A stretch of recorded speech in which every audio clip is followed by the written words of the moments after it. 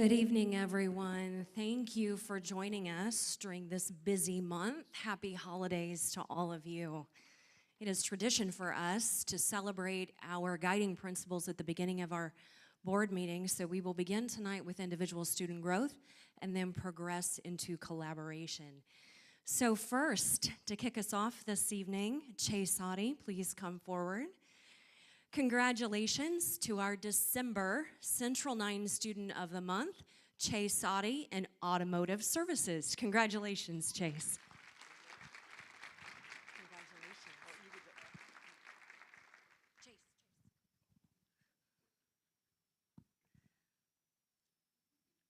Tell us about your program. Oh, God. Yeah. And then we're going to say, introduce your parents. My mom and dad are up there. So what program, and what do you do in automotive services at C9? Basically work on cars, And your future plans, what do you want to do with that? maybe go into the automotive field. And the real reason you're here is for my pencil, right? Yeah. Thank you very much for playing along. Here, we're going to get a picture for your mom and dad here and for us. Congratulations, Chase.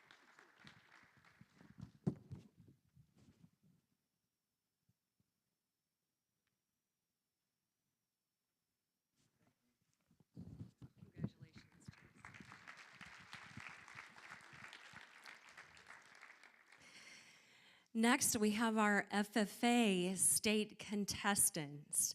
We had several of our FFA students, many of whom are with us here, who competed at the state level for the following: animal science demonstration, soil judging, etymology, crops. Join me in congratulating the students for their hard work and their achievements. Thank you.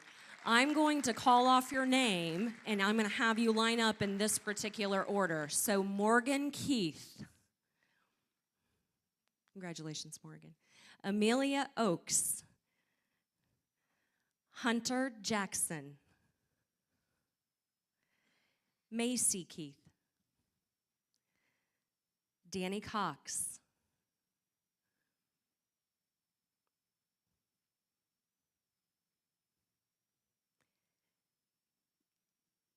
Carolina Giese.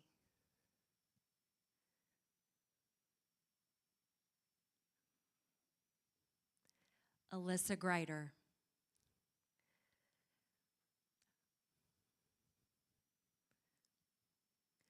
Berkeley Bergman. Connor Williams. Bailey Hill. Grace Anderson. Lauren Sharp.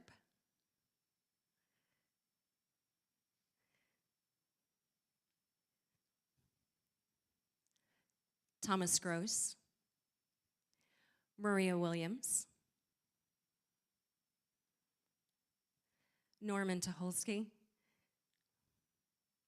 Anthony Zare. Please join me in congratulating this outstanding group of students. I also want to introduce our coaches. We'll go ahead and have you come forward, Mrs. Giese and your team, and as we go through and have them introduce themselves and who's with them here, we'll have you introduce your team as well.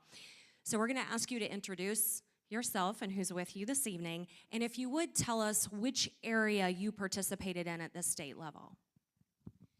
Good evening. My name's Morgan Keith. I participated in soil judging at the state level, animal science demonstration, and crops judging at the state level. And my parents, my grandparents are back there. My mom, Diana, my dad, Dave, my grandma and grandpa, Linda and Jeff.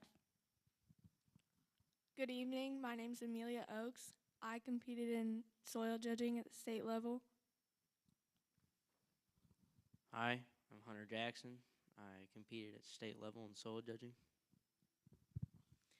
I'm Macy Keith, and I competed in state level for soil judging and crops judging, and my grandparents and parents are here tonight.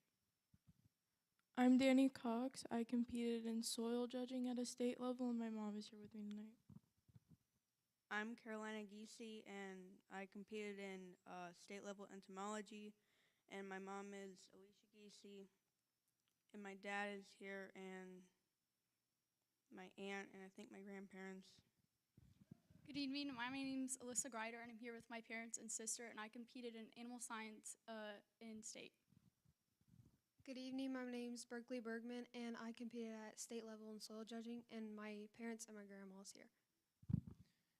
My name is Connor Williams, and I competed in state level crops and soil judging, and my mother's here with me today.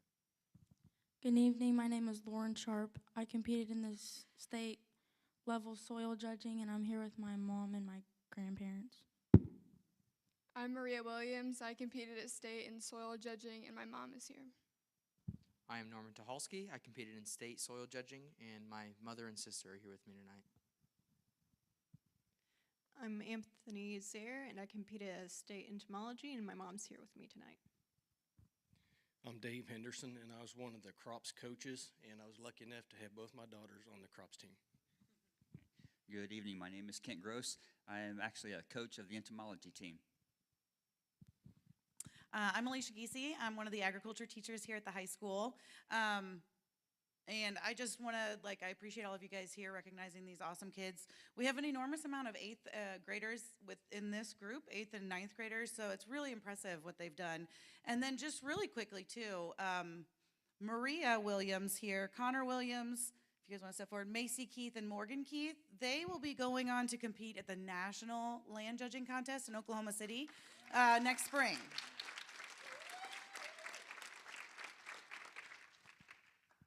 Congratulations. It's always great to have the FFA students and sponsors and coaches come and celebrate the great things they're doing. It definitely brings the individual student growth side of life for us, and we thank you for that. And now we need to get a picture, so we're going to do a couple rows. Mrs. Betts, our PR specialist, is going to help us, so we got to all squeeze in here. So.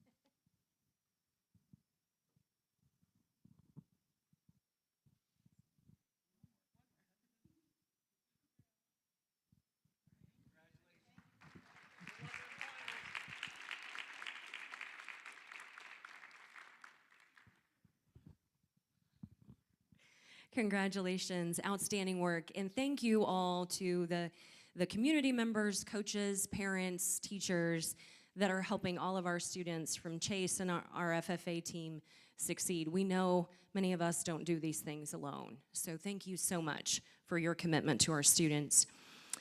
Collaboration is one of our other 5 guiding principles, and we have 3 individuals we would like to recognize tonight.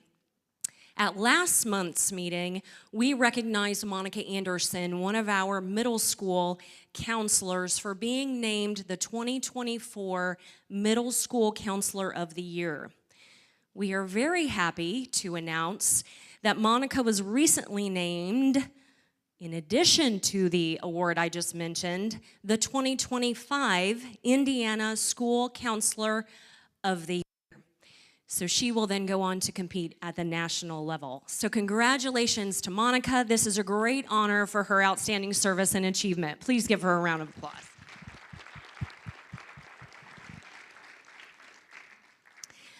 Would Katie Smith please come forward? We're just going to keep the excellence going, right? Yeah, that's right. I like that. I like the cheering. We are proud to announce that Katie Smith was named the Indiana Association of School Principals Elementary Principal of the Year. Katie has been a principal at Union Elementary since 2017. Prior to that, she served as the principal at Northwood Elementary for 7 years. She's also the director of our Cub Academy preschool. Please join me in congratulating Katie for her outstanding, well-deserved achievement. Would you like to say anything? I had to keep up with my boss, the superintendent of the year last year. So I work for a great district with great people. I'm very fortunate and blessed. Thank you. Congratulations, Katie.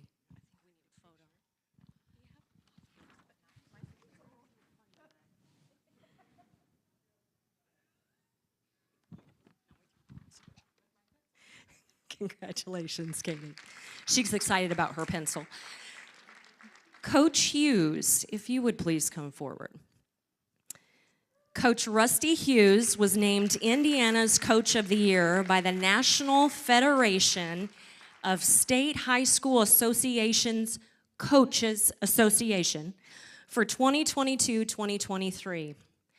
During the 2023 season, Coach Hughes guided the girls' tennis program to a 26-1 record, including the program's first Final Four appearance. Over his 36 years of his Hall of Fame career at Franklin Community High School, he has amassed 8 mid-state conferences, 5 sectionals, and 3 regional championships. Join me in congratulating Coach Rusty Hughes. Want to say anything? Thank you, everybody.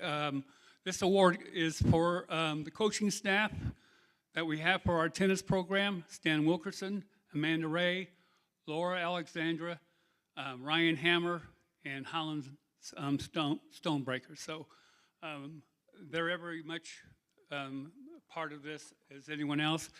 And the biggest part was the tennis players, the young kids who played. Thank you. Thank you. We'll get a picture.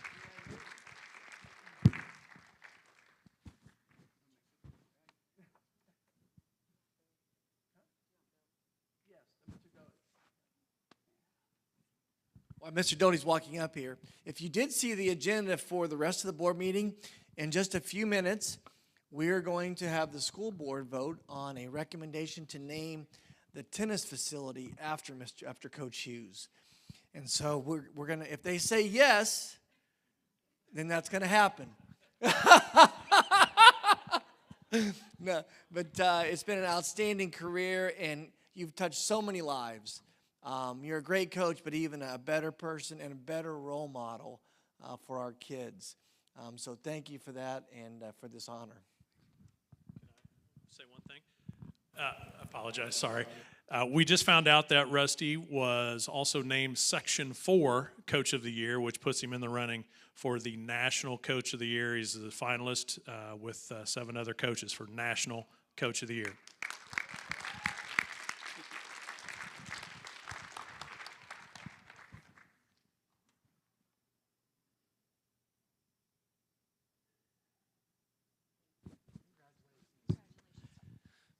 Well, as Coach Hughes walks back, it's been quite a semester for Franklin Schools.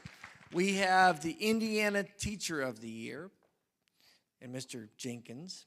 We have the Elementary Principal of the Year, and Mrs. Smith. And now the Indiana Tennis Coach of the Year, and maybe even a National Coach of the Year. And Mr. Jenkins is also in the running for National Teacher of the Year. So as far as looking at the districts across the state of Indiana, I don't know many that can hang their hat and say we have 3 of the outstanding best, 4 of the outstanding best people working in our district. So on behalf of the board and myself and the rest of the administration, we just want to say thank you to these individuals to being great leaders, great role models, and you impact so many lives. And this is just our small way to say thank you. So well done. And we'll look forward to many great years beyond that, but truly deserving recognition tonight. So thank you. President Nelson, that will conclude today's recognition. Okay. We'll move on to the consent agenda. Are there any public comments? Okay. Dr. Clendening, did you have any comments on any of the items on the consent agenda? We have a couple. First, I'm going to do personnel. We have a couple people retiring. Mr. Gebhardt is retiring after 16 years of service with us. He is the supervisor for grounds and maintenance, We just want to say thank you to Jay for all of his years with us. And then we also have, she's still here, Becky Zaire is retiring from the middle school after 38 years. Is that correct? I think that's right. We'll talk to her. But Becky's been a great teacher for us. And we want to say thank you. And then Holly Terrell, the Dean of Students and former physical education teacher at the high school, is retiring after 41 years of service with us. So just some outstanding individuals and teachers that are leaving us at the end of this school year. So we just want to wish them well. And Mr. Gebhardt is actually leaving in 2 weeks. He's decided to go into retirement as he heads into 2024. So we want to wish him the very best. I would like to talk a little bit about the proposed support staff pay raise increases and stipends. The first document you have, we are proposing a 2% base salary increase and a 2% stipend for support staff. And this would be effective December 24th with a January 18th pay date. And the staff members eligible would have had to receive a 2.5 average on a 4.0 scale on their evaluation from October 1st of 22 through September 30th of 23. The second sheet that you has the same proposed rates for food service employees.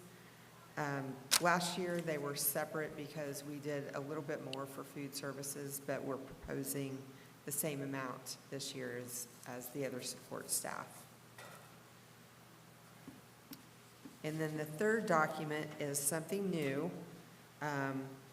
If you recall, the teachers received TAG grants in the December 7th paycheck. And so we were trying to come up with some creative ideas on how to acknowledge our support staff as well. So we came up with a loyalty stipend idea, which acknowledges their dedication and loyalty to Franklin Community Schools by basing a stipend on years of service. So we're proposing that support staff less than a year receive $250, and then for each year of service, $50 is added up to 15 years, which amounts to $1,000 per employee. And then after that, each employee would receive $100 more for every 5 years of service, maxing out at 35 plus years. We have quite a few employees between that 15 and 35 year mark, and I think that's a testament to the culture that we've created and some really great, dedicated, and loyal employees. So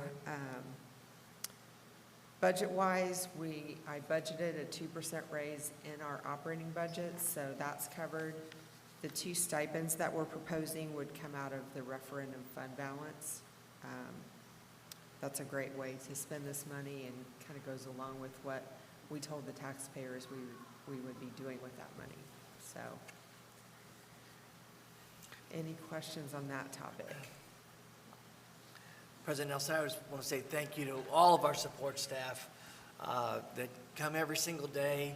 The teachers do get recognized with the Teacher Appreciation Grant on an annual basis, and we wanted to say thank you to the many people that come and support and behind the scenes in so many ways, from the classroom assistant to the bus driver, cafeteria worker, grounds maintenance, custodian.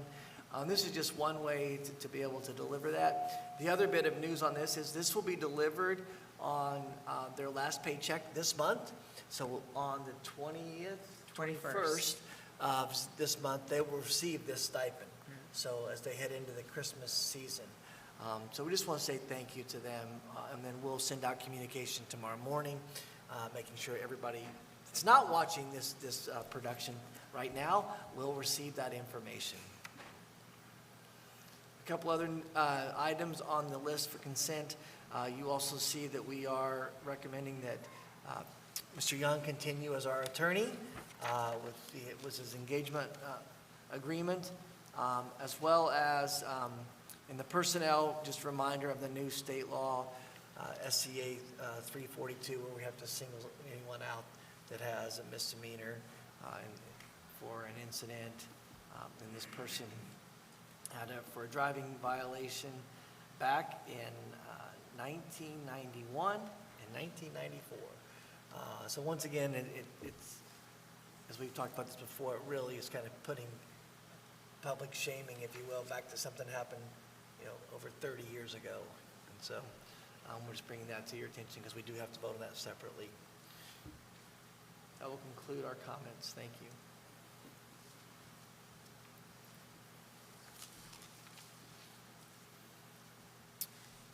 Okay, does anybody, do you guys have any questions?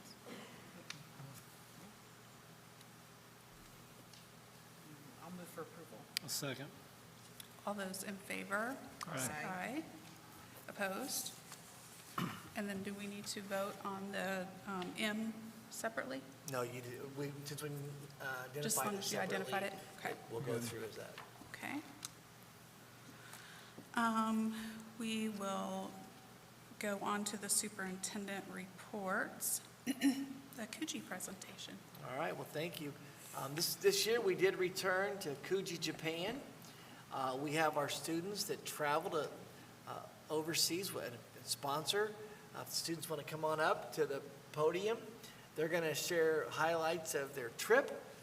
We also wanted to thank our sponsors that went. We had many collaborating partners that allowed us to bring the cost down for this trip, but also want to thank the Moores. Tama and Greg traveled with the students as chaperones, and obviously, Tama being from Japan, it was nice to have someone there who knew the culture, knew the language to help with that. And then Mrs. Tunis went as the teacher representative. So with that, we'll say thank you again, and now we're going to turn it over to the students. And you guys are going to tell us a little about your trip. Konbanwa. My name is Taylor Trueblood, and I just want to thank you guys for giving us the opportunity to share this trip with you and for being a part of the chance to go overseas and go to Japan. It was really a life-changing opportunity, so thank you. So our first night when we arrived in Tokyo, we headed by train to We arrived to the hotel around 1 and got settled in, and then around 5 we took a walk downtown to go to dinner at Kuroshiki Sushi, and then walked back and had our first group trip to our first 7-Eleven. On our first full day in Tokyo, we got to go on a Tokyo tour, which was super cool. We got to see all the different highlights of what really is important in Tokyo.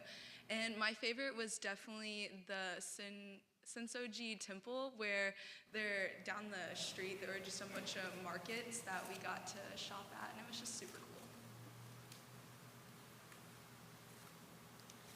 And then our second main day in Tokyo, we took a train to non-traditional, more new fashion. So we went to Harajuku and Shibu Scramble intersection, which is very popular, famous tourist attractions. And then my favorite part was dinner and karaoke. There's karaoke. Thanks.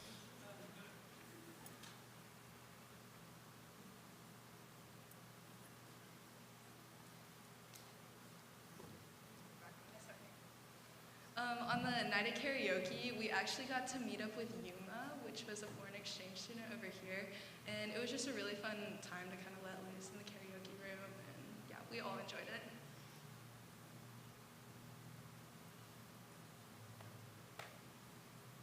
So after our wonderful 3-day visit in Tokyo, it was finally time for us to take our 3-hour bullet train ride to Kuji City.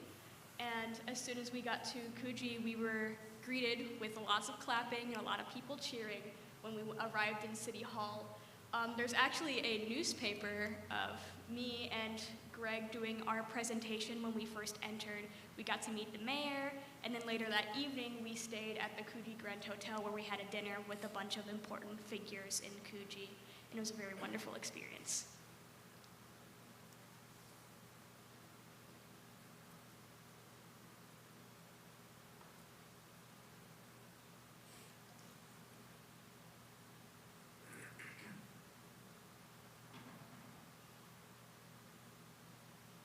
So the first school that we visited in Coogee was Coogee East High School. We started off our day by meeting a lot of cool people and taking a tour of the school. We then went to lunch in their classrooms because they don't eat in cafeterias like we do.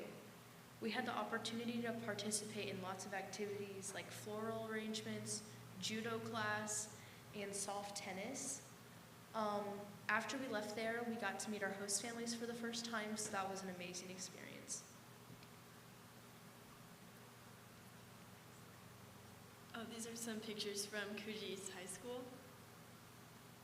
And then the next day, we visited the other high school in Coogee. This school was a little bit bigger, a little newer, and this day they planned just a lot of extracurricular activities so we can see some of the clubs they participated in. For me, my favorite, well, everything was very well done, but my favorite was the music concert because you could just see how much effort and preparation they put into it for us, so that was a really amazing experience.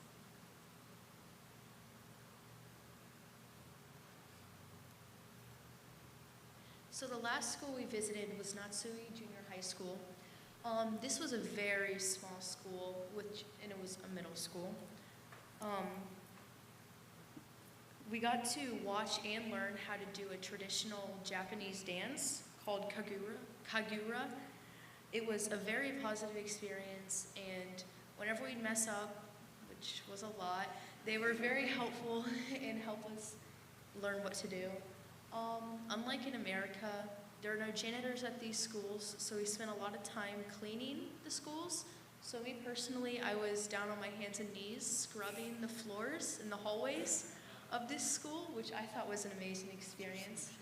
After we left there, we went to Chosenji Temple, which was a Zazen meditation experience with monks, and the goal was to stay peaceful and still and straight up, and if you didn't, you got whacked with a wooden stick, which kind of hurt.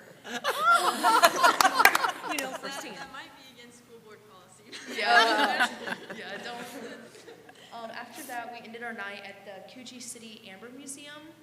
It was really cool because we got to make little charms out of amber that they provided for us. So overall, our experiences with the schools were very amazing.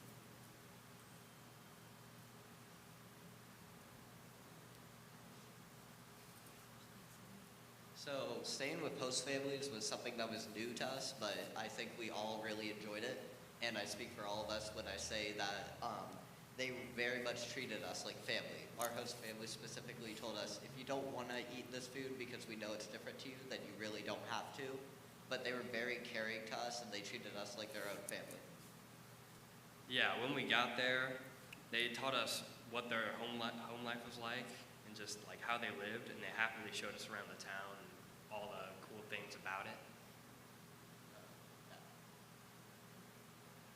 We formed very strong bonds with them, even though we were only with them for a few short days. But most of us are still communicating with them and talking with our host families, and it was very We were able to keep great communication because our host brother, Diki, actually went on the trip to Franklin, and he could speak English pretty well. And I'm a Japanese 4, so I could speak Japanese decently, well, enough to understand. And so we didn't have that many problems communicating. It was really nice. It was a very traditional experience. Like, we were in their homes, and they very much went on with their normal lives. But since we were a part of that, then they included us with that. But it was a lot more immersive, and it was a lot more fun than it would have been just staying in a hotel for those days that we were staying there. The host family was very prepared and helpful. Like, they knew exactly what to do. They They planned out all the activities. It was just very nice, and they helped us if we didn't understand anything. Great experience.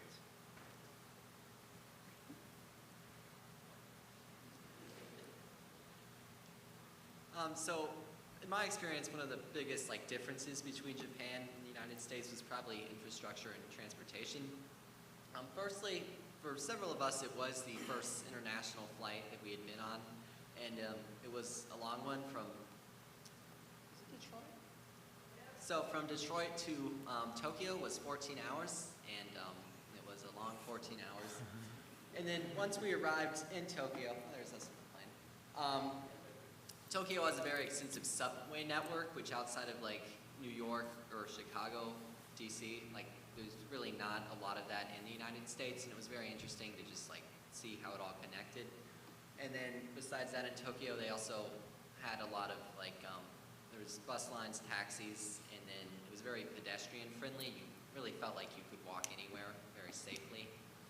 And then once we left Tokyo and went to Kuji, we took the Shinkansen, which is the bullet train, and it was a 3-hour trip, but it was very fast. In the U.S. doesn't really have passenger rail line, used to, but we don't have that anymore, so that again was very fun to experience.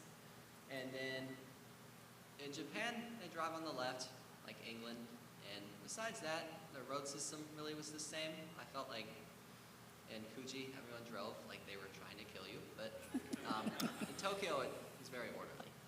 Thank you.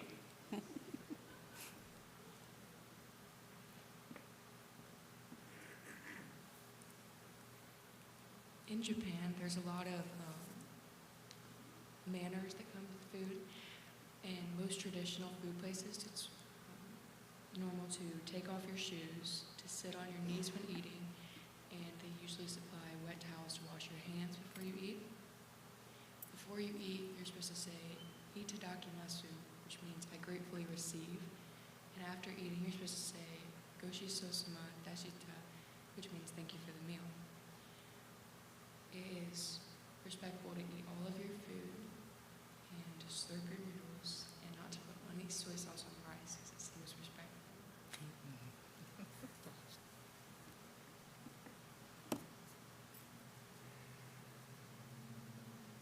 So this was the farewell ceremony. This was probably the worst part of the trip, I'm not gonna lie. It was really hard to just say goodbye to these families.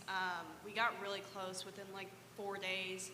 But some things we did, we said goodbye to the mayor and our families, and then a monk played handpan, which was pretty cool. And in return, we played the Cupid Shuffle and Cotton Eye Joe. And then we got our friendship ambassador certificates.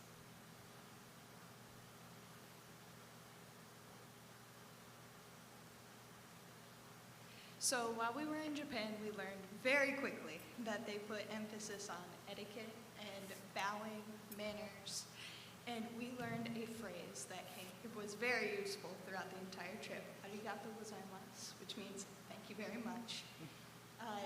We learned how to give gifts and receive business cards, which is a very big thing in Japanese culture.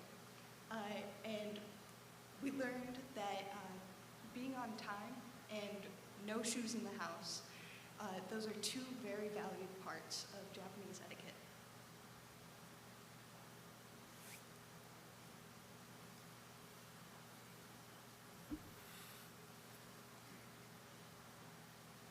If you click through the next couple of slides, you'll see some pictures of us with our new families.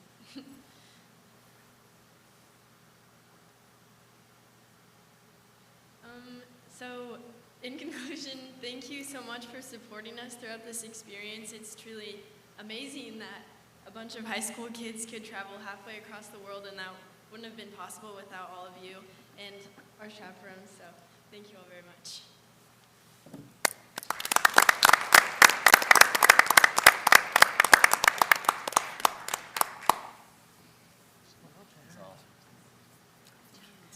So I think what I heard was they want to clean and they like Cotton Eye Joe. Exactly.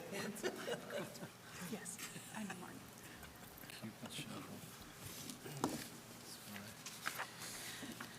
you for that presentation. Looks like you guys had a really good time. I'm glad for that. Okay, we will go to the Franklin Education Connection update.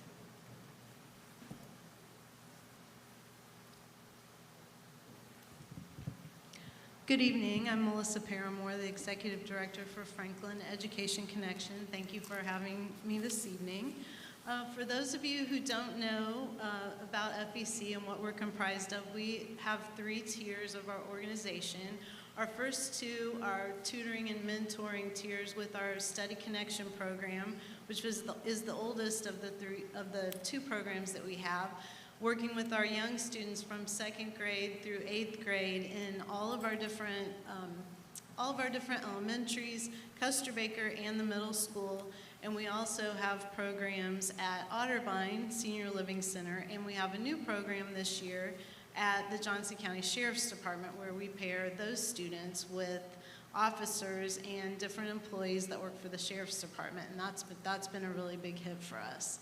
Our other mentoring program is FCHS First Scholars, which is our program at the high school for students who will be the first in their family to go to college. So we pair them with a mentor in the community once a month as a group. We get together for 1 hour at the high school, and we provide different programming each month, everything to set them up for success and get them in the door of college. And we do this from freshman year all the way through senior year, including taking them each semester on a college campus visit. So this fall we took them to Purdue. Any student that wanted to go could come on this trip with us. It was a really quick turnaround during the school day, but we were able to get a really good tour of the campus and information about Purdue and head back to Franklin. And then last spring we took the kids to Franklin College. And so each year we try to go to one smaller school and one larger institution, and with the goal being by the end of their time in our program, they will have visited 8 different college campuses by the time they graduate, help them decide where they'd like to go to school. And then our 3rd tier of Franklin Education Connection is our Education Foundation. And right now, it's been a very exciting time for us. We're in the middle of our grant cycle, and we are giving away a record of over $33,000 to all 8 of Franklin Community Schools, and that encompasses 37 different classroom teacher grants. So we're pretty excited about that, and to be able to give that amount of money to that many different schools and teachers. In order to do that, we've had a lot of fundraising events, and we have had a very busy year with all kinds of different fundraisers. We've had 2 different trivia nights. If you know about us, we like to do trivia nights, one in the fall and one in the spring. And so we were first at Hillview, and then most recently at the Garment Factory, where we had a record crowd of 17 different teams that came to play trivia to raise funds for FEC. It's a really good time. Everybody enjoys it, and there's a lot of rivalry between the different schools. And Northwood finally lost after having the obnoxious traveling trophy for about like 7 or 8 times in a row. FCMS was victorious at the Garment Factory this time. We've also had really successful partnership recently with the Pacers Foundation. We've had a really great fall fundraiser, and last spring our Webb and Union choirs were able to sing at the Pacers game for another successful fundraiser with us, and it went so well we're doing that again this coming spring on March 7th. So be sure to get your tickets for that. They're great tickets at a discounted price, so it's a win-win for you because the tickets are less than if you bought them directly from the Pacers, but then we profit from so much money from each individual ticket sale, and you'll get to watch Union and Webb again sing the national anthem on the big stage, which was an incredible experience for them last time, and I'm sure it will be again this time. We've had our Bunko event at the Elks, which is always a lot of fun. We give away, do a lot of raffle baskets donated by our board members, and just play Bunko and have a good time. A lot of FCS faculty like to attend this event, and as well as people in the community. It's been a good fundraiser for us. We have been the beneficiary. We've been fortunate enough to be the beneficiary of 2 events that we are not in charge of. One, Burn the Cork at Mallow Run Winery, and the other one, most recently, Raising Spirits, the Raising Spirits Bourbon event at the Garment Factory. And these have been wonderful events for us to partner with them and help them promote, and we provide some volunteers for the event, and then we get some proceeds from those events. So we're grateful for those partnerships that we've had with the Fire Association, as well as with the Raising Spirits, who is a nonprofit that supports several different nonprofits throughout the community, and we were one of the beneficiaries, along with the Boys and Girls Club, as well as the Johnson County Humane Society. So we're grateful for that partnership. We had a spectacular FEC week with almost all of our buildings participating in Spirit Week. And then on top of that, we also had a record-setting payroll deduction, with us raising a lot more money than we have in the past through the payroll deduction, as well as several new faculty and staff contributing to payroll deduction. I think it was 31 new people who have never contributed to that before. So we were excited to see that and feel that it's a part of people gaining more awareness about FEC through all these different events and everything that we're doing to get the word out there about who we are and what we do for Franklin Community Schools. Let's see. Our 2 mentoring programs, Study Connection has been having a great year. We have 82 study buddies. And like I said, our new site at the Sheriff's Department, and we're hoping to expand that program to even more off-campus sites. Our students love getting outside of the building and experiencing, working with mentors and teachers from other places. And the mentors get just as much out of it as our students do. They love having the students come and are very disappointed if it gets canceled and they aren't able to make it. So we're hopeful that we can get some more off-campus sites to serve more students in that area. And that, in a nutshell, is really our 2023 year. It's been a great one, and we hope to build on it going into 2024. And we just had our biggest event of the year. How could I forget that? Our Winter Wonderland, which was our annual barn event, and we surpassed last year's numbers for that, and also in terms of attendance and money raised. So we're grateful for all the support that we receive from the community. We're grateful for all the sponsors that support us. We're happy to be able to help out with things like this Coogee trip. It was really nice to hear the students talk about it and present on what they did and what they learned and who they saw. And we've also helped out with the spring break trip to Europe, and I know that's being planned going forward in the future too. So we're happy to be a part of a community that gives a lot of support to its students and its schools, and we're just grateful and hope to continue to do great things. Thank you. Thank you.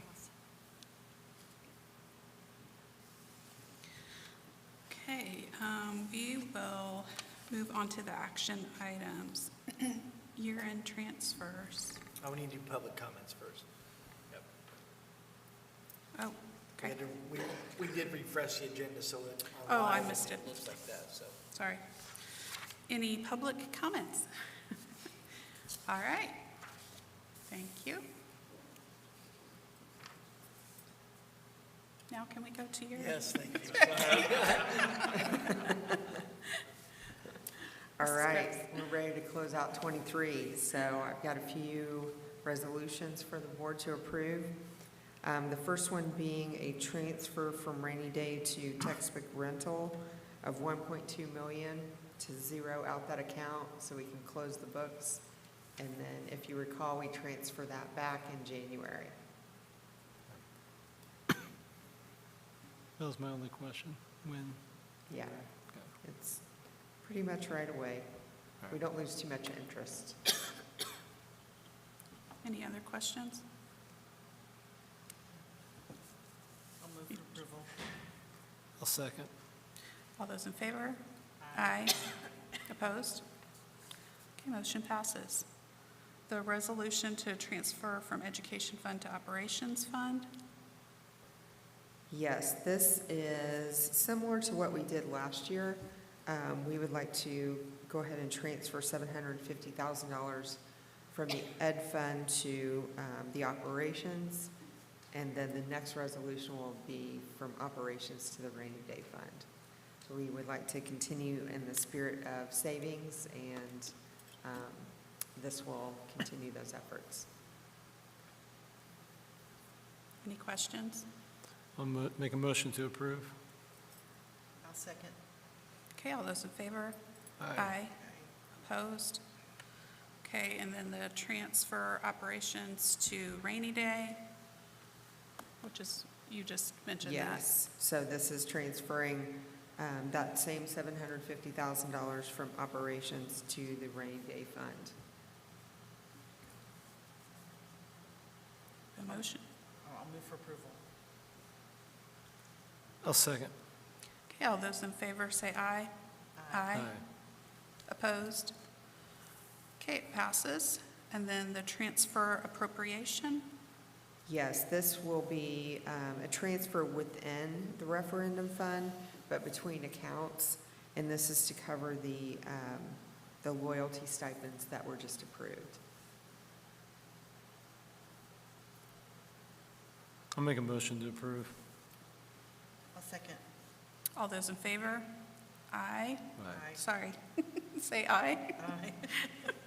Opposed? Okay, it passes. And the FMX agreement. Good evening.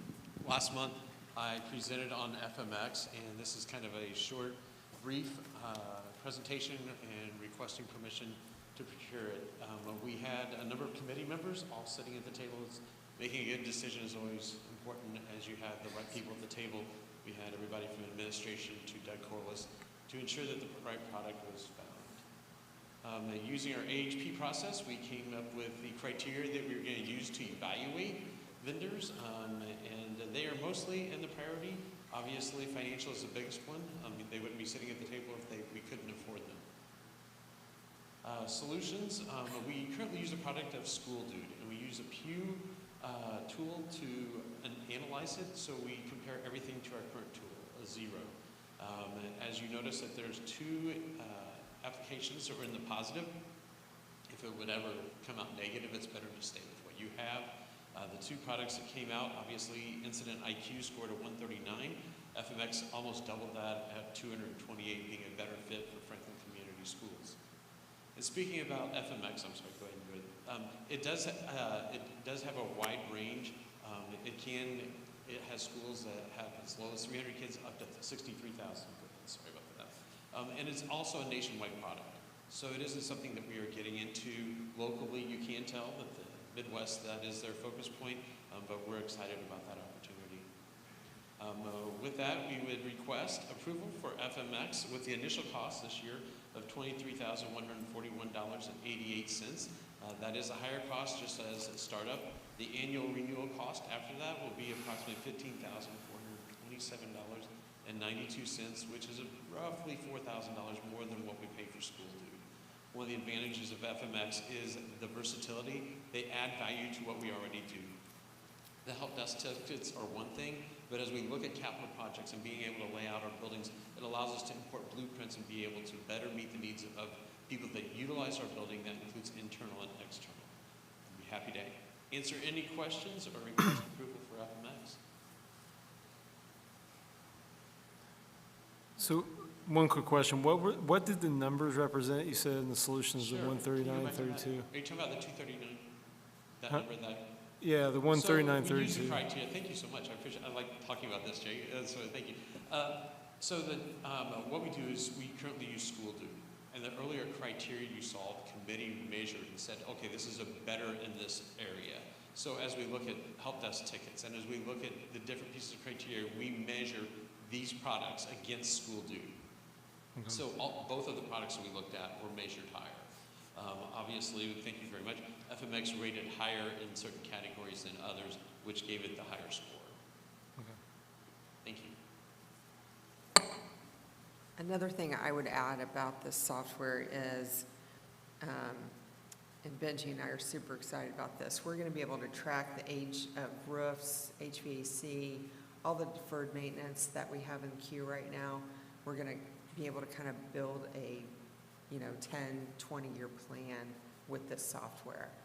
So it'll really help to prioritize what projects we need to do over the next few years and make sure that we are keeping up with that deferred maintenance. And maybe being proactive a little bit.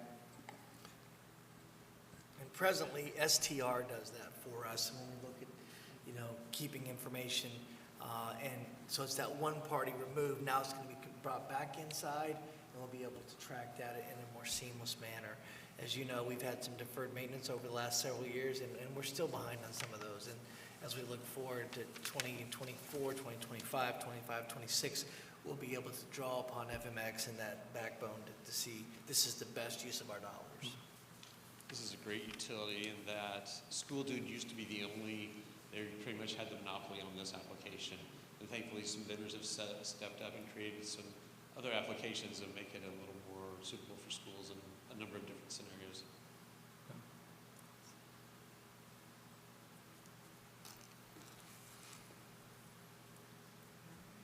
Any other questions? I will move for approval. Second? All those in favor, say aye. Aye. Aye. Opposed? Motion passes. Thank you. Move on to, thank you, Mr. Sprout. We'll move on to renaming of facilities. Thank you, Mrs. Nelson. I am here tonight seeking your approval for naming of two pieces of the high school, two parts of the high school tennis courts after Coach Rusty Hughes, who was just here tonight, and our field house after Bob Hossman, former teacher and wrestling coach.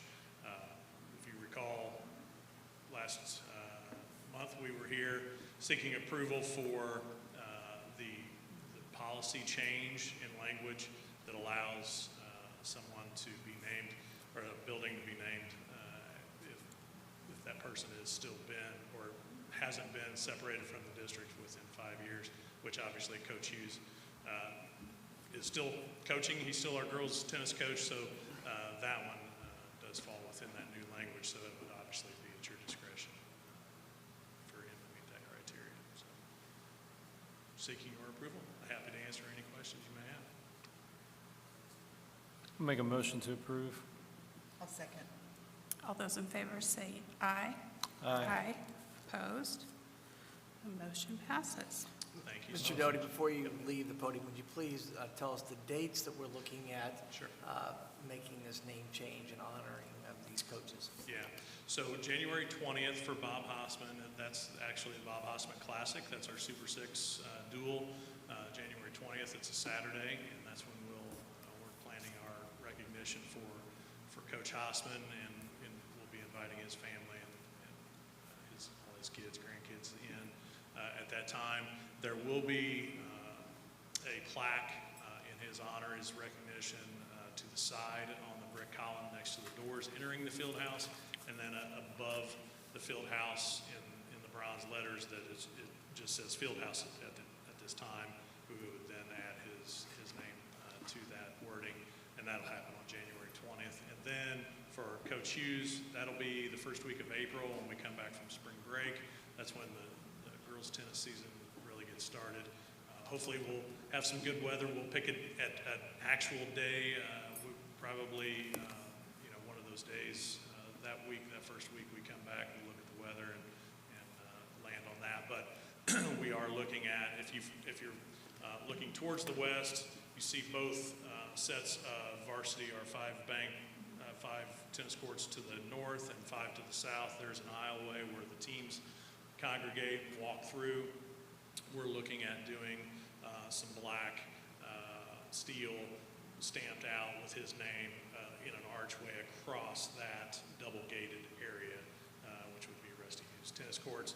And then the same type of plaque that I mentioned for Bob Hossman would then be outside on the brick column at the main entrance to the athletic complex. If you know where Bill Self and Noel Hemminger's plaques are located on that one column that's there, we would put Rusty's on that, one of those sides as well.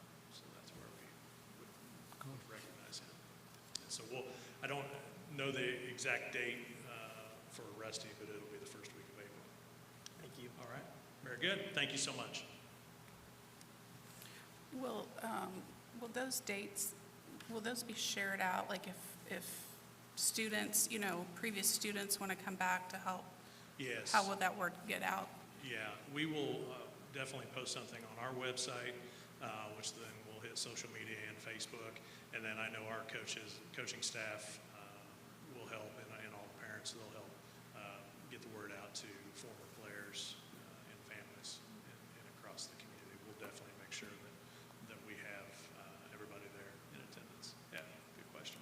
Thank you. All right. We also hope the Daily Journal picks it up as an article. We'll have a press release ready to go out for both of them, coinciding with the schedule of time and events. Okay.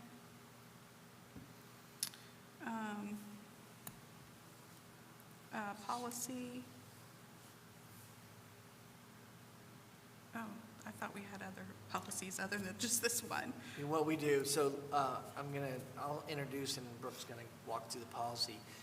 If you recall, at the legislative session, they require a new library collection material policy if someone wants to challenge. In our old policy, we had a process, but it did not meet the law. And so in our normal bank of going through church-only interims procedures, this was not going to come up until next year. We need to have our policy in place by January 1st, and so we are asking tonight that you approve this policy, and Dr. Worland's going to walk you through our policy and allow questions and answers about it. So in the new policy, which flows from House Enrolled Act 1447, and as Dr. Clendenning mentioned, goes into effect January 1st, there were a number of items that had to be included in this updated policy. So you will see at the beginning on the first page definitions from the code for obscene matters or performance, as well as matter or performance harmful to minors. So Church Hiddle and Antrim has defined those for us. Again, it just flows right from the code. Much of this just aligns with the state law. You will then see, following those definitions, the outline of how the process will work. Now, I will say, in many ways, Franklin Schools has been ahead of the curve in some ways because we were already working through a process. Those concerns or questions from a requester will come through to Dr. Clendenning. A committee will be formed. I know some of you have helped us in the past. We've had to define the committee members, so you will see that definition or those general definitions in some cases at the top of page 2, and then the rest follows the timeline.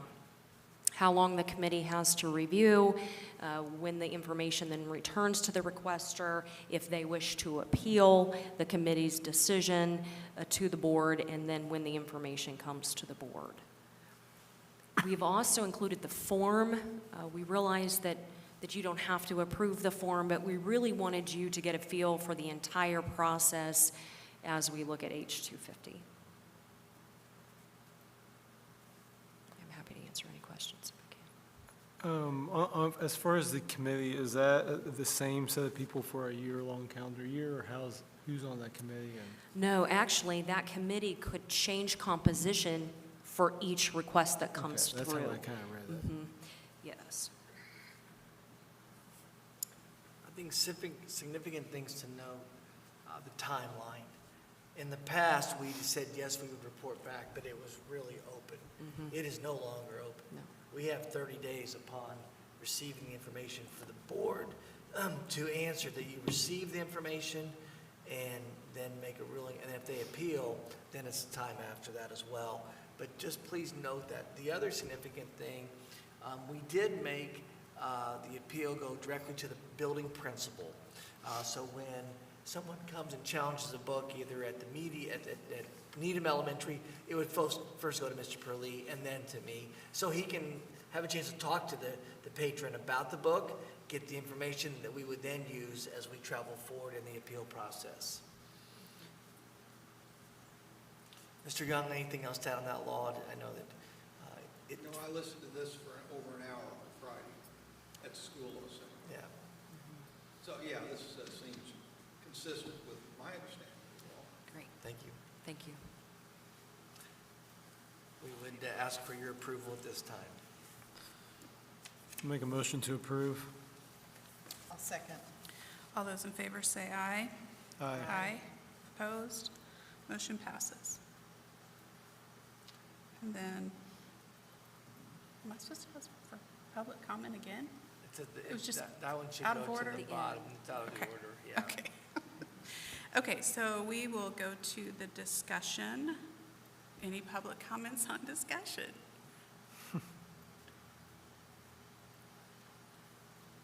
Okay. The early literacy grant. Thank you, President Nelson. This is being brought to us this year for the first time, part of the budget. There's a $10 million allocation set aside in the line item this year for early literacy grant. Some very specific details on how we can spend this amount of money. We're going to receive only a small portion of that. It must be distributed to K, 1, 2, and 3 teachers. Also, to instructional coaches or anyone involved in the intervention of literacy at those primary grades. This is going to be one of the significant factors for us to review because it's such a change. Normally, if we do a stipend or we do something like that, it goes to everybody. The law specifically says it's only going to be K, 1, 2, and 3, and they've extended to support staff and certified staff. Next month, there will be a resolution be brought before you that you will need to approve on how we distribute the dollars in regard to proportionality. I will just tell you, looking ahead and kind of forecasting in our past practice, we have looked at those dollars and said, listen, everybody, no matter if you're sitting at Needham or at Union or Webb or Creekside, in the past, we've tried to keep those dollars consistent. And I will tell you, that's kind of our rule of thumb that we're going to look at. We'll get further guidance from the state. In the next few days, hopefully, Mrs. Gross will receive that money in our account. However, to date, it has not been here. And so we will just keep you informed, but I wanted to notify everybody today because it is going to be a completely different process. And this will be for 2 years. It's in biennium again for next year as well in the budget. So when we have the resolution for this year, we'll come back a year from now and do the exact same thing. Dr. Warren, anything else on that? What's the dollar amount again? We don't know. Don't know. Okay. It's about 1/5 of our teaching staff, I think, when we did our numbers. So if you look at that across the state, it's going to be about 1/5 of all teachers. We came up with in between $500 to $600 what we might get. But that's just us throwing something at the wall. That sure is. We did notify the teachers union. We talked to FCTA in our meeting last week. Tina and I were both present, and we walked through the process. I think from their perspective, they understood, but it's obviously something that's not going to be familiar to our process structure that we have.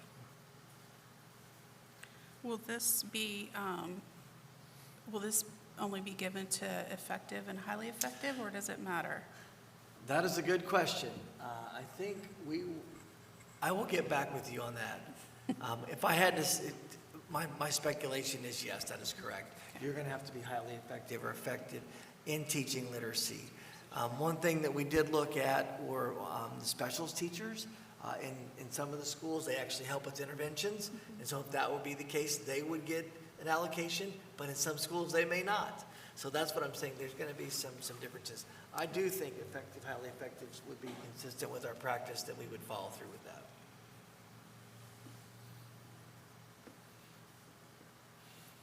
Are there any other questions or concerns you want us to note as we head into that process? All right, thank you very much. The next on policies, this is the second series of policies from Churchill and Antrim for us to review.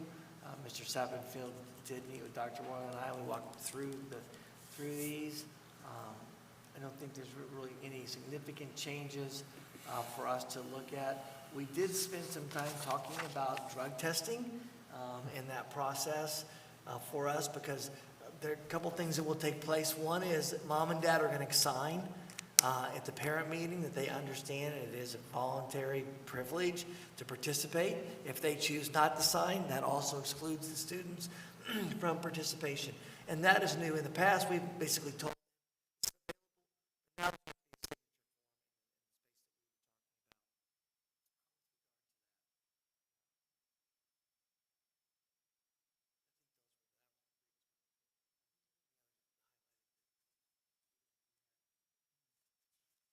next month, we'll come back and ask for final approval on the policies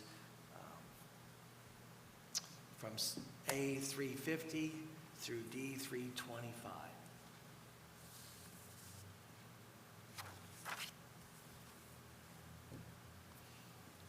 Okay. Thank you. We'll move on to board comments.